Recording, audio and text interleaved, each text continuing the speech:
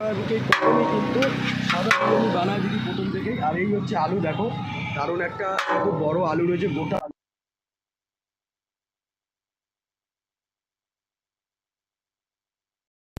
কোনো মটনের সাইজ দেখো। আরে এই মটনটা তোলো, সিনার পিস তোলো, সিনার পিস রয়েছে কিনা। দেখো এই দেখো, টেনে টেনে খাবে, দেখেছো সিনার পিস রয়েছে। আচ্ছা কেমন সাইজ হবে দিদি? মোটামুটি 150 গ্রামের একটা সাইজ থাকবে মটনের।